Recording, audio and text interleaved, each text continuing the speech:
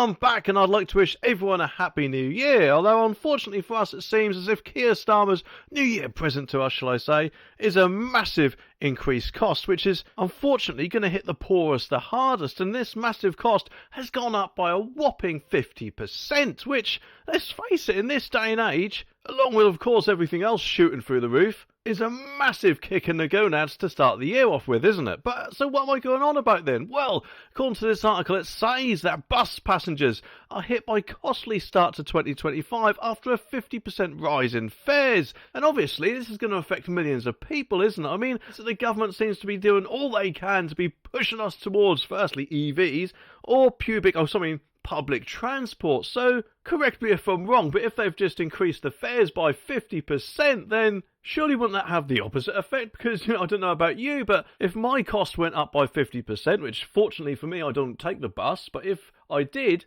I'd be thinking, well, sod that, what else can I do? But either way, millions of passengers in England have been hit with an increase in single fares from £2 to £3. Well, thank you very much. The government has increased the bus fare cap today for the first time since it was launched on most routes 2 years ago. But fortunately, it will remain £3 until the end of 2025. So, it just makes you wonder, doesn't it, what other fares might increase? I mean, what's next? Train fares? Or maybe the tube, or whatever else. I mean, they seem to be going up all the time, don't they, from what I've heard anyway. Not to mention, of course, with all their drivers striking. And in fact, it makes me wonder, could this be why they've done it? Increase the cap, I mean, to make sure they got a big wedge of cash, so, I don't know, they could probably cave into the unions at the next strike. Either way, though, what have they said about it? Well, the Department for Transport said this will enable potential savings of up to 80% on some routes. Just makes you wonder how much savings there were before that, doesn't it? But don't worry, because it also says that fares that would be below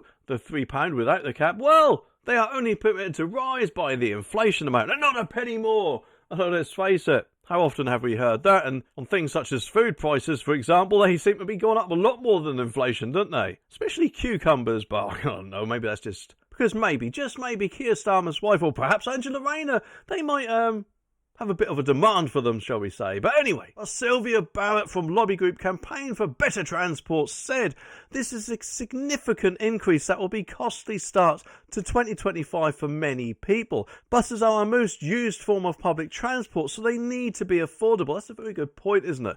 The bus fare cap has proved popular with passengers and helped boost ridership, so the government must look, it says, for a long-term replacement to the scheme from next year to avoid any further rises. And of course, I don't know about you, but it just makes me wonder what any such scheme would be. Either way though, and admittedly I could be wrong, but I'm betting a lot of people out there might not like any such replacement that is offered, and it just makes me wonder if this potentially might be Keir Starmer's New Year's resolution to pee us all off. Although, to be honest, I kind of F myself over with my New Year's resolution, because that is not to make any New Year's resolution, so I'm kind of screwed either way, I guess.